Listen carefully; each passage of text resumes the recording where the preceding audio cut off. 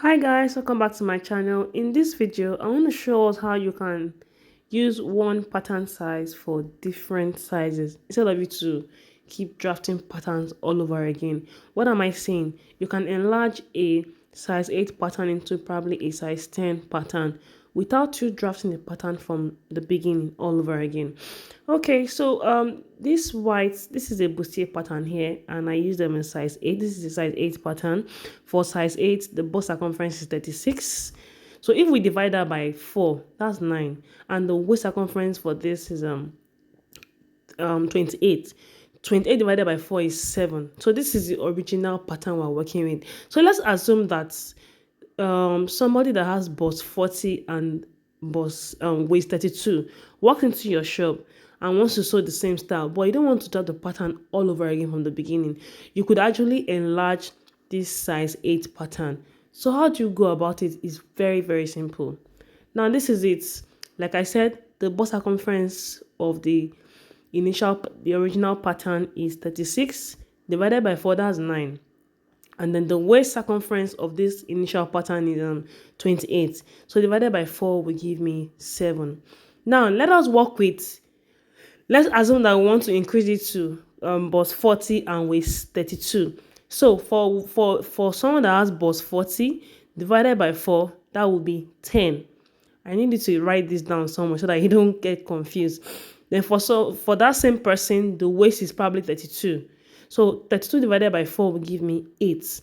So now I want to enlarge the pattern.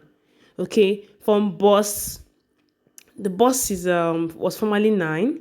Now I want to increase it to what? 10. That is after dividing. And the waist was formerly 7. I want to increase it to 8. Very simple. So that means 10 minus 9 is 1. 8 minus 7 is 1. I have a difference of 1. So what I'll do is I'm going to share that increment on both sides of my pattern, the inseam. Don't forget that the center front pattern is always on fold, and this pattern does not have any seam allowance, nothing, no side seam, nothing.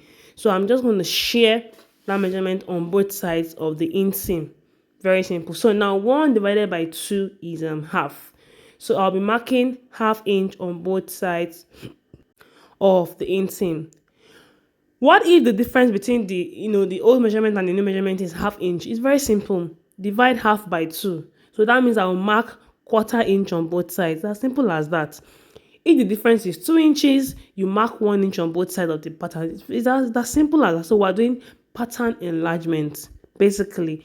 So like I said, since the difference we're working with here is 1 inch, so I'll just mark ½ inch, okay, on both sides. So I'm marking ½ inch, as you can see, like this. And then you just link everything together. Sorry guys, I had to use biro. I couldn't get a hold of my marker when I was shooting this video. So this is it. Mind you, this is not seam allowance. This is, we have enlarged the pattern. Okay. So same thing for the side panel.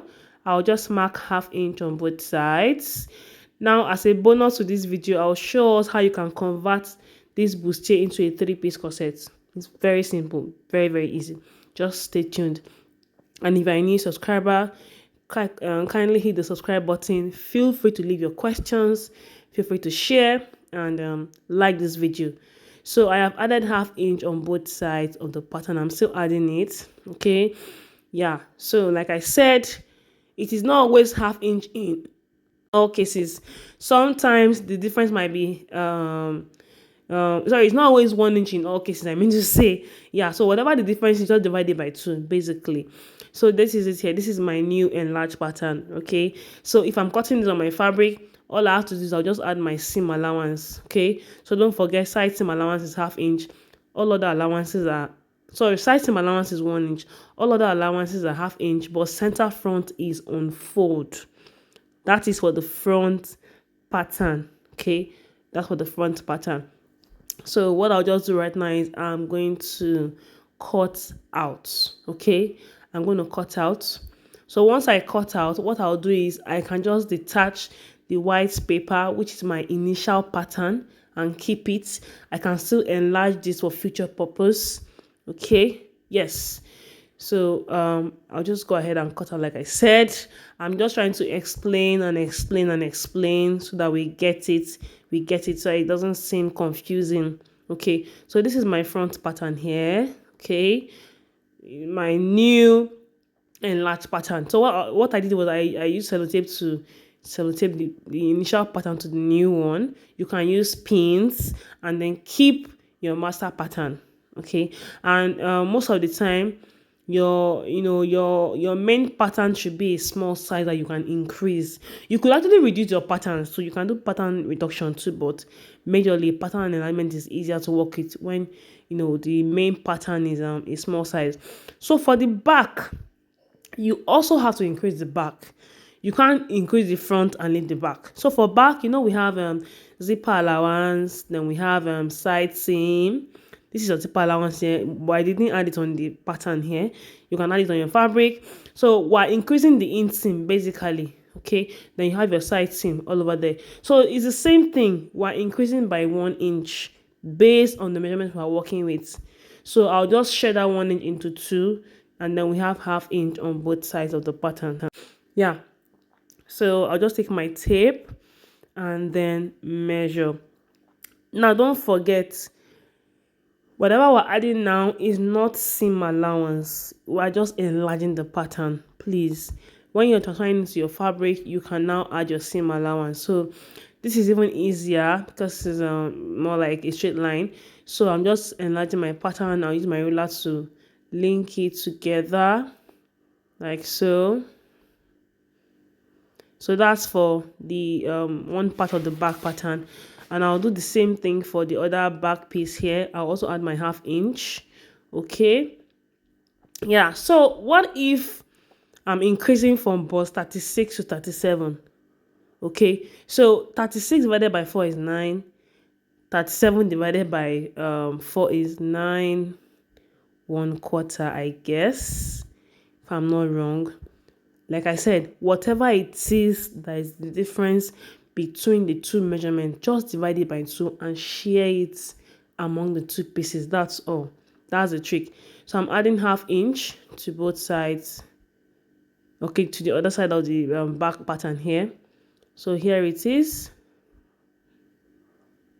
Okay, so for those people that don't like working with paper, you could actually place this paper, that's the initial pattern, on your fabric directly. The only thing is, after you enlarge, don't forget to add seam allowance because you're cutting directly on fabric.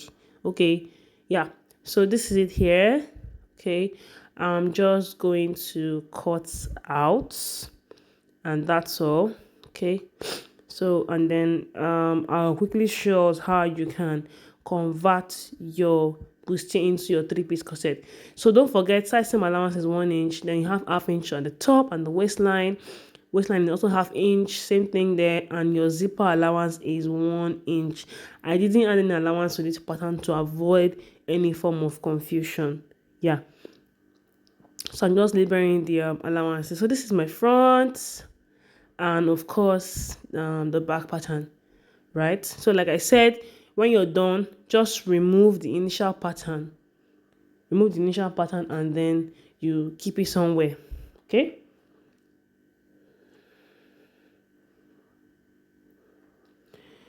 so now quickly I'm going to show us how to make a 3-piece corset. You can see I've detached the original pattern from the new enlarged pattern, but for the 3-piece corset I'll be using my original pattern to explain that. Okay, it's just my choice. Yeah, I don't want to place brown paper on brown paper. It will be we won't see what I'm doing very well.